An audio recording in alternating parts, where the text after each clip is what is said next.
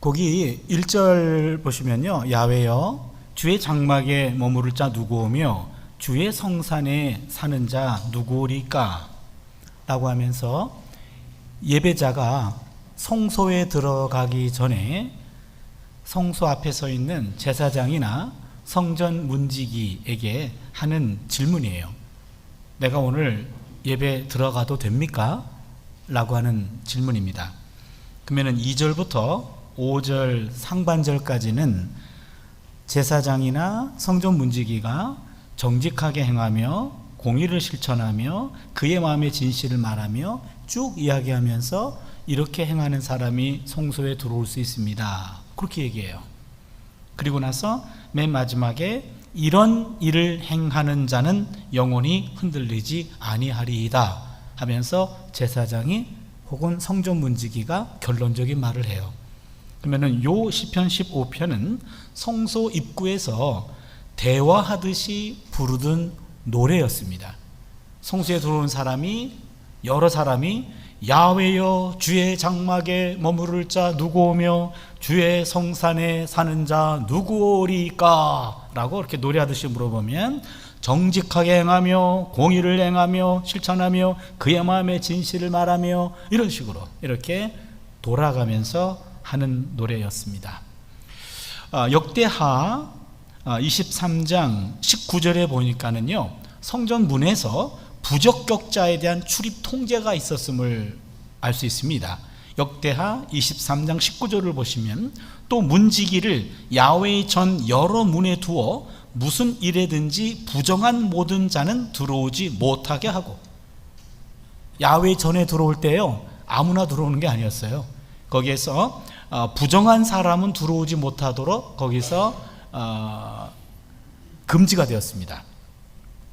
시편 118편 19절 20절에도 보면은 성소 입장할 때 특별한 의식이 있었음이 반영됩니다. 시편 118편 19절이죠.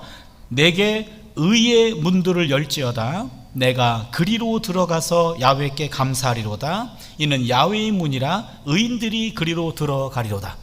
그러니까 성소의 입장이 허가된 사람들은 내게 의의 문들을 열지어다. 내가 그리로 들어가서 야훼께 감사하리로다. 이는 야훼의 문이라 의인들이 그리로 들어가리로다 하면서 들어가는 거죠. 그러면 15편은 상당히 중요한, 그 당시 고대 사회에서, 고대 이스라엘 사회에서 성소에 들어가기 전에, 성전에 들어가기 전에 특별한 의식이 있었음을 보여주는 중요한 본문이에요. 그래서 요 시편 15편은 성소 입장 의식시라고 이야기합니다. 성소 입장 의식시, 성소에 들어갈 때, 입장할 때 특별한 의식을 치르고 들어갔다 해서 성소 입장 의식시라는 양식으로 구분하고 있습니다. 그러면 1절부터 조금 자세히 들여다보겠습니다. 먼저 성소 앞에 서 있는 예배자가 질문합니다. 야훼여 주의 장막에 머무를 자 누구오며 주의 성산에 사는 자 누구오리까? 여기 주의 장막, 주의 성산이라고 하는 것은 시온산을 말하고요, 바로 예루살렘, 거기 예루살렘 성전을 말합니다. 그런데 여러분 보세요. 야훼여 주의 장막에 머무를 자 누구오며 주의 성산에 사는 자 누구오리까? 하면서 지금 말하는 것은 제사장과 성전 문지기예요. 그런데 야훼여 라고 얘기합니다. 제사장님 이렇게 물어봐야 되는데 그분 앞에서 야훼여 라고 얘기해요. 어떤 의미냐면 제사장 앞에서 제사장을 부르지 않고 야훼 하나님을 부릅니다. 성소 입장 여부는 제사장이 결정하는 것이 아니라 야훼가 결정합니다. 하나님이 결정하는 겁니다. 그래서 왜 이런 의식이 있었냐면 하나님은 악인들과 함께 자리를 할 수가 없어요. 그래서 시편 5편 4절로 6절을 보시면 주는 죄악을 기뻐하는 신이 아니시니 악이 주와 함께 머물지 못하며 오만한 자들이 주의 목전에 서지 못하리이다. 주는 모든 행악자를 미워하시며 거짓말하는 자들을 멸망시키시리이다. 야훼께서는 피 흘리기를 즐기는 자와 속이는 자를 싫어하시느니라. 이렇게 얘기합니다. 하나님은 근본적으로 악인과 대면하는 것을 안 좋아하세요. 그럼 내가 일주일의 삶을 봤을 때 내가 악한 행동들이 많았다고 한다면 내가 입장하는 것이 하나님에게는 오히려 부담이 되고, 그리고 하나님께는 불쾌한 일이 돼요. 하나님을 기쁘시게 하는 것이 예배인데 예배 받는 분이 대단히 불편하게 생각하십니다. 왜 그랬냐면 이사야서에 보면요 33장 14절인데 여기 굉장히 중요한 포인트입니다. 우리 중에 누가 삼키는 불과 함께 거하겠으며 우리 중에 누가 영영이 타는 것과 함께 거하리요. 여기 보시면 삼키는 불, 영영이 타는 것, 이게 뭘 가리키는지 아십니까? 지금 예배자가 성소에 들어가기 전에 두렵고 떨린 가운데 이런 고백하는 거예요. 우리 중에 누가 삼키는 불과 함께 거하겠으며 영영이 타는 것과 함께 거하리요.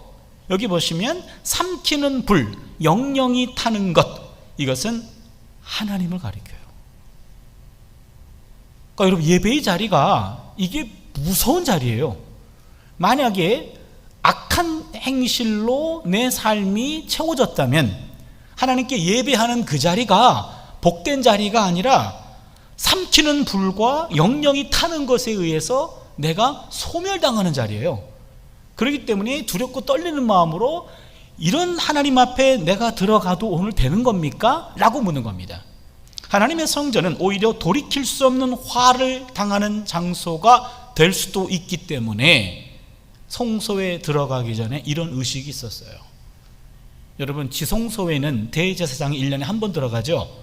거기 들어가서 1년 동안에 지은 모든 백성들의 죄를 속죄하는 날인데, 그때 만약에 준비가 덜 돼 있거나 문제가 있다면요, 그 대제사장이 그 지성소에서 못 나옵니다. 거기서 죽습니다. 그러기에 그 사람이 죽었나 살았나를 알기 위해서 방울을 달아서 딸랑딸랑 딸랑딸랑 소리가 나면 안 죽었네 안 죽었네 이렇게 되는 거예요. 감히 우리가 하나님을 만난다라고 하는 것은 두렵고 떨리는 일이에요. 이 두렵고 떨리는 일이었기 때문에 성소에 들어가기 전에는 반드시 제사장에게, 전문가에게 검증을 받고 들어간 겁니다. 내가 오늘 들어가도 될 정도입니까? 라고 검증을 받는 거죠.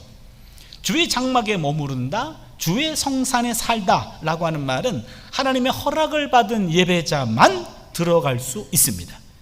그리고 그곳에서 하나님의 보호를 받게 되는 거죠. 성소에 들어가 머물고 거주하는 자는 하나님의 은혜로 모든 박해자들로부터 보호를 받게 돼요. 하나님의 품에 안기기만 하면 하나님이 그 사람을 안아주시고 책임져 주는 거죠. 그런데 그 안기는 자가 만약에 악한 사람이고 문제가 있다면 그 안기는 자리가 타 죽는 자리가 될 수 있다는 얘기죠. 위험한 순간입니다. 그들은 하나님께서 베풀어 두신 구원에 참여하고 하나님의 축복에도 참여할 수 있어요. 그러므로 하나님께 가까이 한다는 것이 큰 축복이다 라고 하는 말이 여기서 나옵니다. 이런 어찌 보면 죽을지도 모르는 그 자리에 들어가는 그 순간 이런 질문을 했어요. 그때 제사장이나 성전 문지기가 대답하는데 2절은요 포괄적인 대답입니다. 총론적인 대답이에요. 정직하게 행하며 공의를 행하 실천하며 그의 마음에 진실을 말하며, 요 세 가지를 얘기합니다. 여기 보시면 첫 번째로 하나님의 성소에 거할 자의 첫 번째 조건은 정직하게 행하는 겁니다. 여기 정직하게라고 하는 말은 히브리 말로 타밈이라는 말인데, 타밈, 여러분 전혀 지금 딴 나라 말이고 뭔 소리인지 모르겠는데, 근데 기억은 해주세요. 타밈이라는 단어예요. 타밈, 요게 정직하다 이 말인데요, 요 타밈이라는 정직하게 행한다라는 것과 관계된 사람이 딱 두 명이에요, 성경에. 첫 번째는 노아입니다. 창세기 6장 9절에 노아는 의인이요 당대의 완전한 자라, 완전한 자라, 요게 타밈이에요. 그 다음에 아브라함입니다. 창세기 17장 1절에 나는 전능한 하나님이라 너는 내 앞에 행하여 완전하라, 타밈하라. 그러니까 타밈, 완전이라는 단어는 노아와 아브라함을 표현할 때 사용된 단어입니다. 정직하게 행하는 삶이란 대홍수 심판에서 살아남은 노아처럼 살라는 말이고, 믿음의 조상으로 존경받는 아브라함처럼 살라는 말입니다. 그러니까 이 타밈이라는 말은 완전하게, 온전하게 그런 뜻이에요. 완전한 삶, 온전한 삶, 다른 말로 표현할까요? 책망할 것이 없는 삶이 하나님의 성소에 들어갈 수 있는 첫 번째 조건입니다. 책망할 것이 없는 삶. 여러분 오늘 말씀을 들어보면은요, 우리가 오늘 여기서 타 죽지 않는 게 은혜예요. 그렇잖아요? 만약에 사전에 알았다면은 전 문 밖까지 다 들어오지도 못할 거예요. 저도 그런 심정으로 오늘 말씀을 그대로 나누는 거예요. 나는 당당하게 들어와 있고 여러분들은 못 들어올 사람 같이 그렇게 하는 거 아니고요. 아마 요 기준을 그대로 적용하면 우리 다 야외 예배 드려야 될 것 같아요. 여기 못 들어오고 저 바깥에서 거기서 오늘은 여기서 예배합시다. 여기 들어갔다가 타 죽습니다. 그럴 수 있습니다. 아무튼 그런 마음으로 한번 성경을 한번 따라와 주세요. 두 번째 조건입니다. 공의를 실천하는 것. 이 공의를 실천한다라는 말은 여기서 의로운 사람이에요. 의로운 사람. 그러니까 의로운 사람만이 야훼의 성소에 들어올 수 있다라는 말이죠. 책망할 것이 없는 삶, 또한 의로운 삶. 세 번째 조건은요, 마음의 진실을 말하는 자. 마음의 진실을 말한다. 이 말은 마음이라는 것은 인간의 생각과 의도를 가리킵니다. 마음은 아직 행동하지 않았고 말하지 않았어요. 그러나 마음속에 이미 이것은 시간만 지나가면 언제든지 언어화되고 그리고 행동화될 수 있는 것, 아직은 숨겨져 있는 것, 그 마음도 진실해야 한다라는 말이죠. 한 인간의 깊은 내면에 자리 잡은 생각도 진실해야 돼요. 그래야 하나님의 성소에 합당한 사람이 됩니다. 그럼 2절이 말하는 근거 다시 한번 정리하면, 첫 번째는 책망할 것이 없는 온전한 삶, 두 번째는 의로운 의인이라는 것. 의인이라는 것은 하나님의 계명을 실천하는 삶이에요. 하나님의 계명을 실천하는 삶. 세 번째는 마음의 진실성. 요 세 가지, 이런 세 가지 행동은 이게 다 분사형으로 돼 있어요. 분사형이라는 말은 내가 옛날에는 책망할 것이 없는 온전한 삶이었어, 내가 옛날에는 하나님의 계명을 실천했어, 내가 옛날에는 마음이 좀 진실했지, 그렇게 끝나면 안 됩니다. 그건 완료형이에요. 완료형이 아니고 분사형이라는 말은 반복되고 있는 겁니다. 지속되고 있는 겁니다. 지금도 그렇게 하고 있는 겁니다. 그래서 이 세 가지 행동들은 책망할 것이 없는 온전한 삶, 하나님의 계명을 실천하는 삶, 마음의 진실한 삶, 이러한 것들은 일시적인 현상이 아니라 습관화된 실천 사항이고 지속적으로 노력해야 할 사항입니다. 그러니까 오늘 본문을 보면 예배자는 준비 없이 아무 생각 없이 나오는 것이 아니라 우리의 삶 속에서 이러한 지속적인 노력을 하고 있는 사람이 예배자로 합당합니다 라고 하는 본문입니다. 항상 책망할 것이 없이 온전하게 살려고 노력하며 늘 하나님의 계명을 실천하기 위해서 애쓰고 언제나 마음이 진실한 자가 되기 위해서 노력하는 그런 사람만이 하나님의 성소에 들어올 수 있습니다. 여기 본문이 상당히 독특해요. 왜냐하면 성소 입장을 위한 노래입니다. 그렇다면요, 오늘날 만약에 제가 문직이라고 한다면은 헌금 준비했습니까? 마음에 좀 옷은 좀 깨끗이 입었습니까? 뭐 성경책은 가지고 왔나요? 뭐 이런 거 물어볼 것 같아요. 그런데 오늘 이 제사장은 그런 거 하나도 묻지 않습니다. 예물을 가지고 왔느냐 묻지 않아요.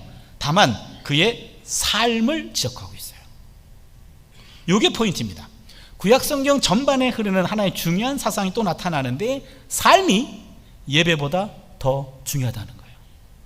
윤리가 예배보다 우선한다는 겁니다. 순종이 예배보다 우선이라는 거예요. 이게요, 구약성경 전반에 흐르고 있어요. 우리를 예배자로 불렀는데 예배에 어떻게 준비했는가, 그 예배에 필요한 그런 구성 요소보다도 그 사람의 예배 오기 이전에 삶을 더 주목하고 있습니다. 사무엘상 15장 22절입니다. 사무엘이 이르되 야훼께서 번제와 다른 제사를 그의 목소리를 청종하는 것을 좋아하심같이 좋아하시겠느냐? 순종이 제사보다 낫고 듣는 것이 숫양의 기름보다 나으니라. 아주 유명한 말씀이죠. 순종이 제사보다 낫다, 이런 얘기입니다. 그러게 제사를 드리는 그 자리에 어떤 사람이 올 수 있는가? 일상적인 삶 속에서 윤리적이고 순종하는 그런 삶을 사는 사람이 들어올 수 있다라고 말해요. 호세아 6장 6절 보시면 아주 유명한 말씀이죠. 나는 인애를 원하고 제사를 원하지 아니하며 번제보다 하나님을 아는 것을 원한다. 뭐라고 분명히 얘기합니다. 인애를 원하고 제사를 원하지 아니한다. 이 말은 제사 드리지 말고 인애만 행하라 그 말이 아니고 제사보다 인애가 더 우선이다. 여기 인애라고 하는 말은 신실함이에요. 도리를 다하는 겁니다. 신실하고 도리를 다하는 것, 신실함과 도리를 다하는 그런 삶이 하나님이 원하는 삶이다 라고 하는 거예요. 우리가 신앙생활은 열심히 하지만 가정에 돌아가서 나의 도리를 게을리한다, 아내의 도리를 게을리한다, 남편의 도리를 게을리한다, 자녀의 도리를 게을리한다, 부모의 도리를 게을리한다면은 그거는 참된 예배자가 될 수 없고요. 너는 예배하기 전에 먼저 인간이 되어라 라고 말하는 거죠. 예배자, 신자이기 이전에 제대로 된 인간부터 돼. 그 인간성, 인성을 예배자의 그런 삶보다 더 우선으로 보신다라고 하는 게 오늘 본문의 핵심이에요. 그리고는 3절부터는 이제는 디테일하게 들어갑니다. 구체적으로 말합니다. 3절은 이웃과의 관계입니다. 그의 혀로 남을 허물하지 아니하고 그의 이웃에게 악을 행하지 아니하며 그의 이웃을 비방하지 아니하며 여기 3절은 다 혀와 관계되어 있습니다. 첫 번째입니다. 그의 혀로 남을 허물하지 아니하며 라는 말은 험담하지 아니한다 이 말입니다. 험담자가 되지 아니한다. 험담자는요, 그 사람이 없으면 몰래 그냥 딴 사람에 대해서 나쁜 이야기만, 좋지 않은 이야기만 하는 거예요. 그래서 친구들이 이렇게 모이면은 그 자리를 못 벗어난다잖아요. 벗어나는 순간 그 사람에 대해서 이 사람 저 사람이 뒷담화로 나쁜 얘기하니까는 거기 있으면은 차마 나에 대한 공격은 안 하니까 귀가 간지러워서 거기를 못 떠난대요. 그럼 우스갯소리 하잖아요. 그런 식으로 사람들은요, 남의 좋은 얘기보다도 나쁜 얘기를 더 즐겨하는 것 같아요. 뭐 저를 봐도 뭐 마찬가지인 것 같아요. 그래서 오늘 우리가 다 야외 예배 드리자 그랬잖아요. 여기서 첫 번째는 험담하는 자가 아니다. 남의 이야기, 잘못된 것들을 가지고 사방에 퍼뜨리는 그런 사람이 아니고, 두 번째는요, 그의 이웃에게 악을 행하지 아니하며, 이 말은요, 결단코 말로 자신의 이웃을 해하지 않는다. 험담하지도 아니하고 또한 말로 이웃에게 해하지 않는다. 세 번째는요, 그의 이웃을 비방하지 아니하며, 요 뜻은 조금 애매합니다. 그런데 헬라어 성경에 어떻게 번역했냐면 제 이웃에 대한 중상을 받아들이지 않는다. 이게 적절한 것 같아요. 무슨 말이냐면 요 세 번째는요, 그의 이웃을 비방하지 아니하며 라는 말은 이웃에 대해서 나쁘게 말하는 것을 안 믿는다. 이웃에 대해서 나쁘게 이야기하는 그런 것들은 듣지도 않는다 이 얘기입니다. 그러기에 세 가지입니다. 내 입으로 남을 험담하지 않고, 내 말로 남을 해치지 않고, 또한 나한테 남의 험담하는 것을 듣지 않는다. 하나님의 성산에 사는 사람은 남의 험담을 늘어놓지 않습니다. 말로써 남에게 해를 끼치지 않습니다. 그리고 남에 대한 험담을 받아들이지 않습니다. 한마디로 하나님의 사람은 그의 이웃을 비난이나 조소의 대상으로 삼지 않습니다. 이웃의 불행을 즐거워하지 않습니다. 사실 이웃과의 샬롬이 형성되지 않은 상태에서 하나님과의 샬롬은 거짓이에요. 이웃과의 막힌 담을 헐고 나서야 비로소 하나님과 만날 수 있어요. 이웃과 불통하면 하나님하고도 불통합니다. 이웃과 불편하면 하나님하고도 불편한 거예요. 어느 한쪽으로만 치우칠 것이 아니라 양쪽으로 다 원만하게 소통이 돼야 하나님과의 관계도 이웃과의 관계도 온전한 상태를 유지할 수가 있는 겁니다. 4절을 보시면요, 두 집단에 대한 태도입니다. 두 집단 보세요. 그의 눈은 망령된 자를 멸시하며 야훼를 두려워하는 자들을 존대하며 그의 마음에 서원한 것은 해로울지라도 변하지 아니하며, 여기 세 가지가 나왔는데 첫 번째는요, 그 눈은 망령된 자를 멸시합니다. 여기 망령된 자라는 말은 하나님에 의해서 배척된 자예요. 그러니까 하나님을 노골적으로 조롱하고 하나님을 비방하고 그리고 하나님에 대해서 교만한 태도를 가진 사람들, 그런 사람들은 예배 공동체에서 쫓겨난 악인들입니다. 그런 악인들하고는 거리를 둡니다. 야훼를 경멸하는 자, 그리고 야훼 하나님을 두려워하는 자, 여기 둘을 구분해요. 그의 눈은 망령된 자를 멸시하며 야훼를 두려워하는 자는 존대합니다. 여기 기준이 중요합니다. 사람과의 관계 속에서 과연 하나님을 어떻게 생각하고 있는가? 하나님을 무시하는 자와는 거리, 하나님을 두려워하는 자는 존대한다. 여기 존대한다 라고 하는 말은요, 이게 공경한다 라는 말이에요. 내 부모를 공경하라 라는 단어와 같은 단어입니다. 그러면 하나님을 정말 두려워하는 사람은 이것은 부모를 받들듯이 존경해 주는 거죠. 그들과는 항상 교제하고 좋은 영향을 주고받으려고 하고 하나님을 무시하고 하나님을 조롱하는 사람들하고는 거리를 두고, 그것이 바로 시편 1편 1절에 나오는 태도와 같은 겁니다. 복이 있는 사람은 악인들의 꾀를 따르지 아니하며 죄인들의 길에 서지 아니하며 오만한 자들의 자리에 앉지 아니하고, 그러기에 잘못된 것들, 하나님과의 관계 속에서 뒤틀린 그런 사람들과는 거리를 두고, 또한 그런데 하나님을 정말 두려워하는 사람은 부모님같이 섬기는 것, 이것이 지금 오늘 본문이 말하고 있는 대목이고요. 그래서 주의 성산에 사는 자는 자신의 이해관계나 친소관계가 아니라 하나님과의 관계를 가장 우선합니다. 하나님과의 관계가 내 삶 속에서 가장 우선시되는 거죠. 또한 그의 마음에 서운한 것은 해로울지라도 변하지 아니하며 라는 말은 자신이 한 약속을 손해나는 상황이라 할지라도 철저히 지킨다라는 거죠. 내가 한 약속이라고 한다면, 내 마음에 서운한 것이라고 한다면 그것은 반드시 지켜내는 것, 이런 것들이 쌓일 때 예수 믿는 사람들은 그래도 믿을만하다라는 그런 평가를 받을 수가 있는 겁니다. 그 다음에는 5절에 보면은요, 금전관계가 나옵니다. 이자를, 5절 볼게요. 5절 상반절입니다. 이자를 받으려고 돈을 꾸어주지 아니하며 뇌물을 받고 무죄한 자를 해하지 아니하는 자니라. 여기 보니까 5절에서는 고리대금하고 이자를 받고 돈을 꾸어주는 것과 뇌물을 받고 무죄한 자를 해하지 아니하는 자니, 바로 뇌물 문제가 나옵니다. 금전에 관한 건데요, 구약 성경 법에 따르면 동족들에게 돈을 빌려주는 것은 철저히 도와줄 목적으로만 행해졌습니다.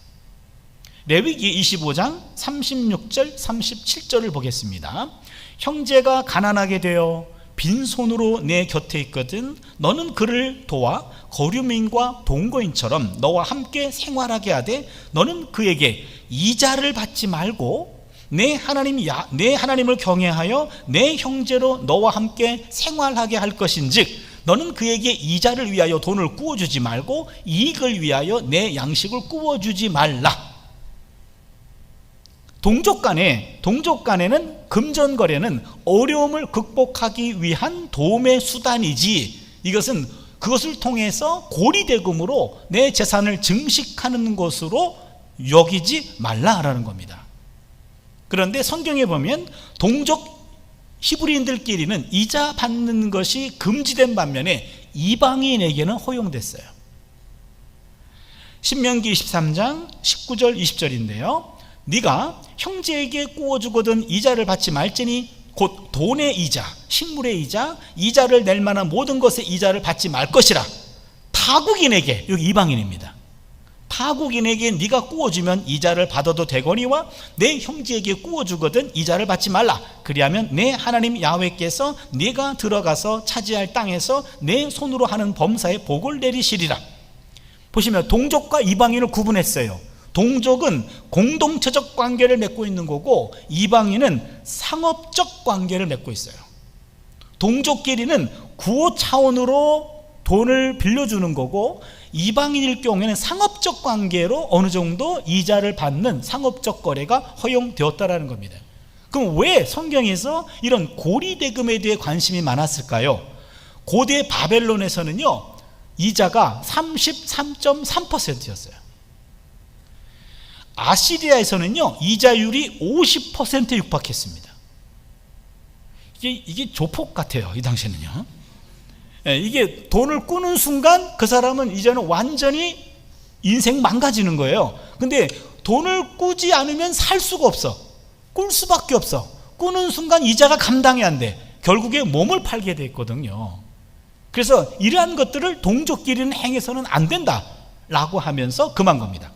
하나님의 성산에 사는 자는 가난한 이웃에게 고통을 주는 고리대금이라는 정직하지 못한 방법으로 부를 축적해서는 안 된다. 가난한 자에게 도움을 주기 위한 돈을 빌려주지 이를 통해 재산 증식을 꾀하지 않는다. 가난한 자에게 돈을 빌려줄 때는 이익 추구의 동기가 아니라 그냥 희생적인 사랑의 발로에서 해야 된다라는 게 오늘 이 말씀의 의도입니다. 뇌물을 받는 것, 이거는 구약법에 철저히 금하고 있죠.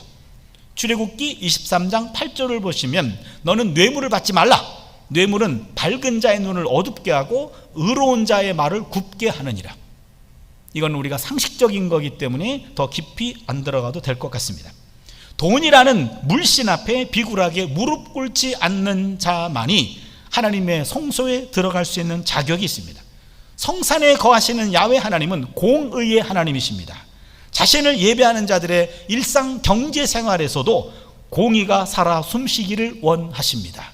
마지막에 이제는 의로운 삶에 대한 약속이 주어지는데 5절 하반절입니다. 이런 일을 행하는 자는 영원히 흔들리지 아니하리이다. 이렇게 끝납니다. 여기 흔들리다 라고 하는 말은 하나의 반석이신 하나님이 우리의 삶의 기반이 되어주셔서 이 땅이 요동하다 할지라도 흔들리지 아니할 것이다 라는 그런 약속이 주어집니다. 그럼 오늘 본문을 좀 간단히 한번 정리해 보면요, 주의 성산에 사는 자 누구오리까? 라고 예배자가 성소 앞에서 묻습니다. 제사장이 성전에 들어갈 수 있는 조건으로 둘로 나누죠. 총론과 강론으로 나누었습니다. 그래서 총론적인 조건들은 첫 번째, 책망할 것이 없는 온전한 삶, 두 번째, 하나님의 계명을 실천하는 삶, 세 번째는 마음의 진실성, 요 세 가지로 집약됩니다. 우리가 다른 것은 기억하지 못해도요, 요 세 가지는 기억했으면 좋겠어요. 예배자로 들어올 때마다 나는 책망할 것이 없는 온전한 삶을 살아가고 있는가? 하나님의 계명을 실천하고 있는가? 마음의 진실성을 추구하고 있는가? 이것이 총론적인 대답이에요. 강론에 와가지고는요, 이웃에 대한 올바른 처신입니다. 적어도 입으로 남을 험담하지 않는다, 입으로 해치지 않는다, 남의 험담을 귀담아 듣지 않는다. 가급적이면 격려하고 축복하는 말들을 많이 하는 것, 이것이 예배자가 합당한 것이고요. 또한 하나님의 백성들의 구성원들 가운데 하나님을 경시하는 자가 있고 하나님을 중시하는 자가 있어요. 하나님을 경시하는 자는 하나님을 조롱하는 자입니다. 하나님을 중시하는 자는 하나님을 두려워하는 사람입니다. 그렇다면 경시하는 사람과는 거리를 두고 중시하는 사람과 가까이 하는 것, 이것이 예배자가 합당한 삶이며, 또한 고리로 대금하지 않는 것, 그리고 뇌물을 받지 않는 것, 이런 조건들이 나야 됩니다. 제사장은 이런 삶을 사는 자는 영원한 반석이신 하나님께서 그의 인생의 기초가 되어 주어서 영원히 요동치 않을 것입니다 라고 약속합니다. 이게 15편의 말씀입니다. 한 세 가지 메시지만 간략하게 좀 나눠볼게요. 첫 번째입니다. 하나님의 성전에서 예배 드릴 수 있는 것 자체가 큰 축복이에요. 여러분, 오늘 말씀을 들어보니까 축복이죠. 그렇죠? 제가 여기서 말할 수 있는 것도 축복이에요. 이거 그대로 내게 적용했다가요, 나도 뻔뻔해가지고 여기 못 써요. 저기 우리 같이 야외 예배 드려야 돼요. 그래서 그럼에도 불구하고 우리가 이곳에 와서 예배하는데 우리 예배를 받아주시겠다라는 것은 이 모든 과정을 다 거친 다음에 하나님께서 그래도 괜찮아, 그리고 우리를 받아주셨기 때문에 우리가 오늘 예배자가 된 거예요. 이 자리에 악인들과 경건치 못한 자들이 왔다면 하나님은 오히려 삼키는 불과 영영이 타는 분으로 역사하셔서 바로 축복의 자리가 아니라 화를 당하는 자리가 됩니다. 성전 출입의 가능성 여부를 결정하는 것은 오직 하나님 한 분이십니다. 그러기에 제사장이 답변합니다만 자신의 견해가 아니라 하나님의 뜻을 대변해 주는 거지요.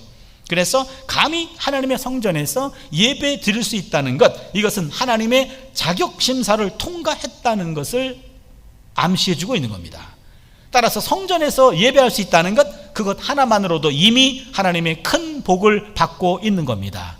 그래서 시편 78편 28절에 하나님께 가까이함이 내게 복이라. 아주 제가 시편에서 아주 좋아하는 말씀 중에 하나입니다. 하나님께 가까이함이 내게 복이라. 요게 느껴지면 여러분 오늘 제대로 예배 드리시는 거고요, 예배 은혜를 우리가 느끼는 거고요, 또한 여러분은 타 죽지 않을 뿐이에요. 근데 요게 뭐지? 그런 분은 죽을 뻔했어요 지금. 그럼에도 불구하고 지금 살아있는 겁니다. 오늘의 한국교회는 예배 홍수 속에 살아가고 있어요. 대부분 예배를 습관적으로 참여하는 경우가 다반사예요. 그래서 예배의 소중함을 우리가 가끔 잃어버릴 때가 있어요. 제가요 1988년 8월 말에 독일 유학을 갔어요. 88 올림픽 전이었어요.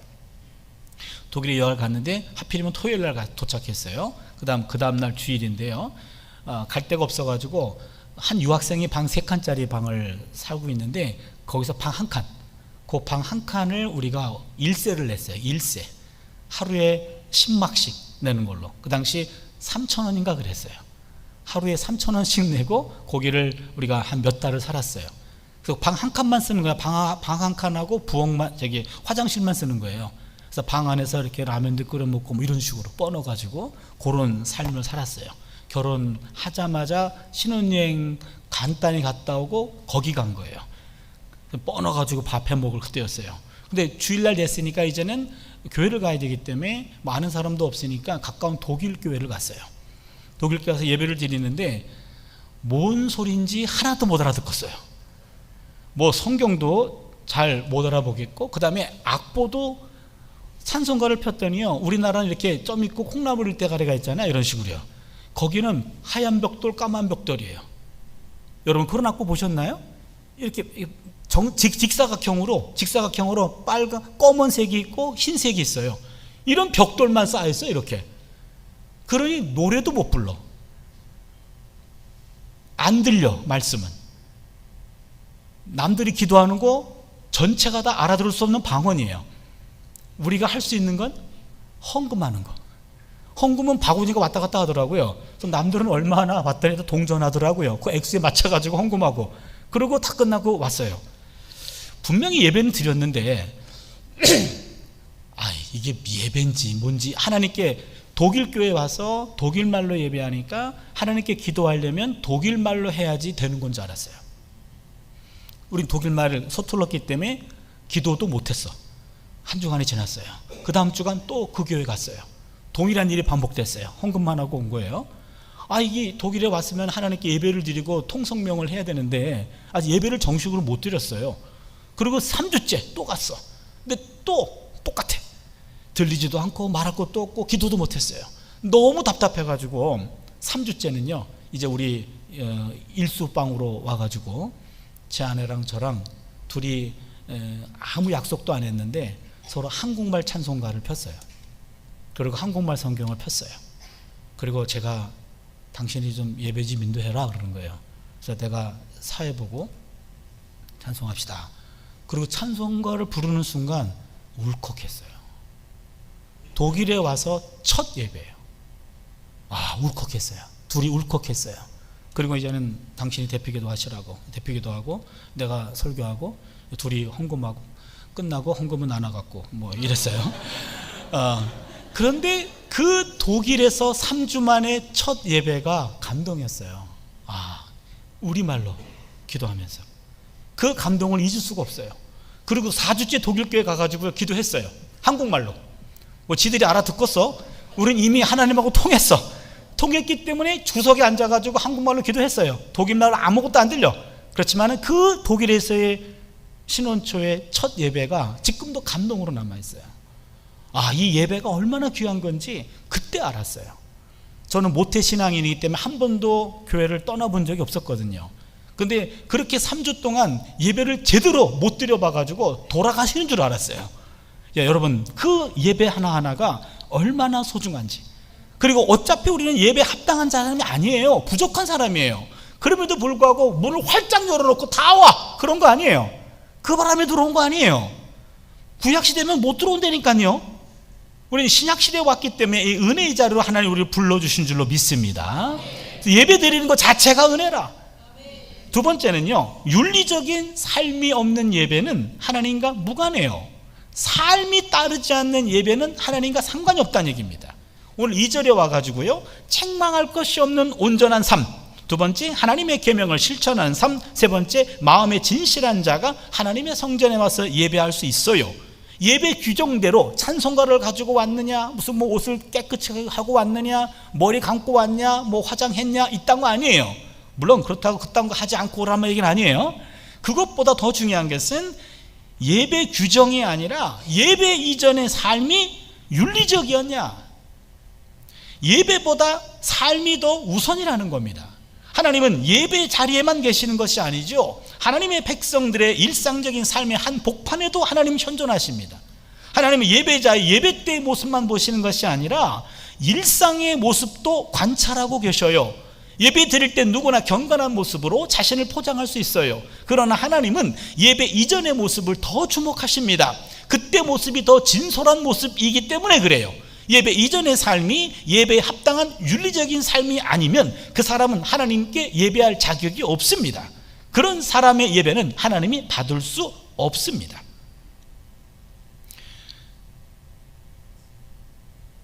교회 안에서의 예배 중요하죠. 그러나 더 중요한 것은 교회 밖에서의 예배하는 삶이에요.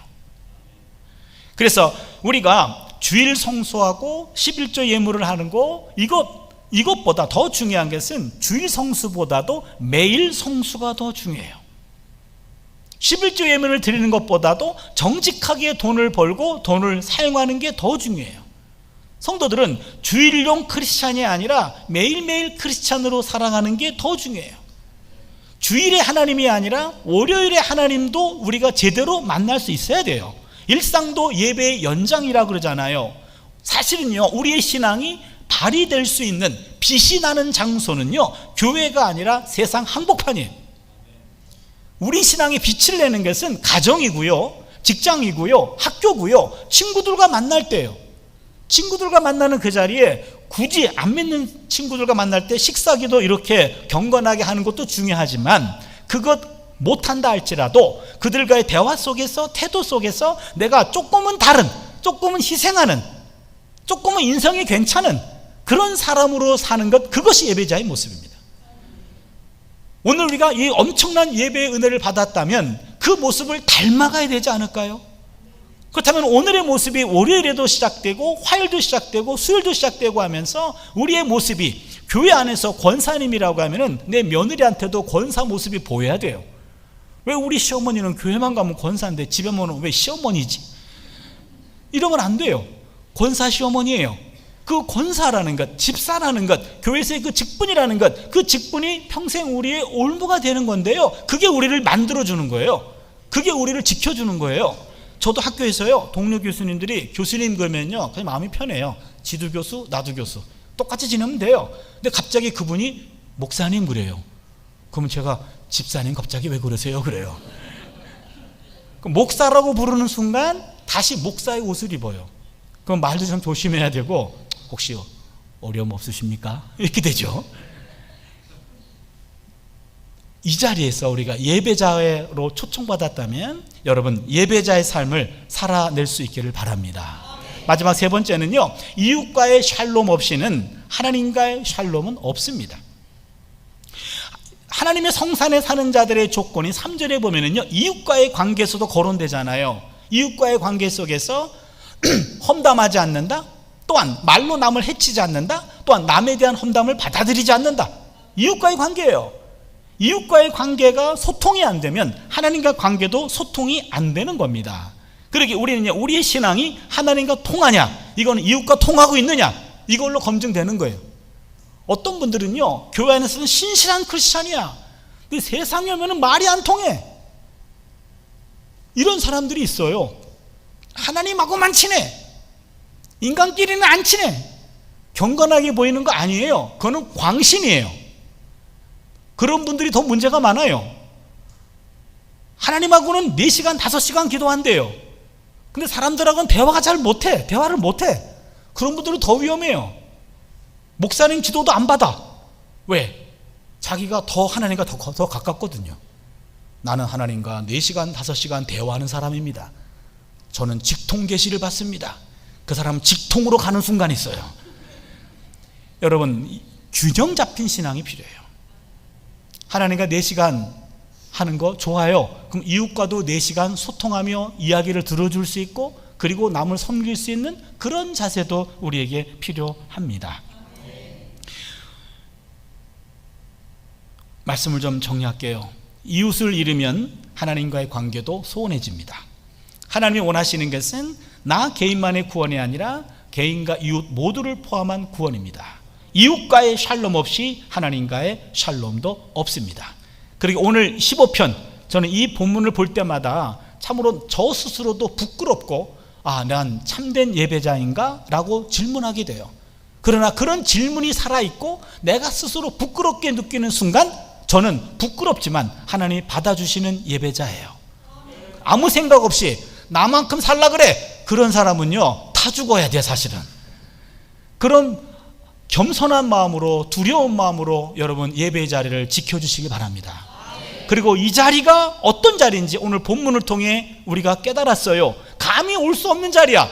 근데 하나님이 품어주셨어. 그럼 품 안에서 하나님께 가까이 함이 복이다 라는 그 복을 만끽하시고, 이 복을 가지고 일주일 동안을 살아내는 그런 에너지로 삼아 여러분의 삶이 예배자로 합당한 삶을 살 수 있기를 축원합니다. 아멘. 기도하겠습니다. 하나님 감사합니다. 오늘 15편 성소 입장 의식실을 통해서 오늘 예배자의 우리의 모습을 돌아볼 때, 감히 우리는 이 자리에 설 수 없는 자리임에도 불구하고 알고 보니 하나님이 용서하셨고 하나님이 품어주셨습니다. 그래서 우리가 감히 이 자리에서 예배합니다. 하나님, 우리를 예배자로 불러주신 것 감사합니다. 예배의 은혜가 있고 감격이 있게 하여 주시고 예배자의 삶으로 일상을 살아가게 하여 주시옵소서. 아멘. 예수님의 이름으로 기도드리옵나이다.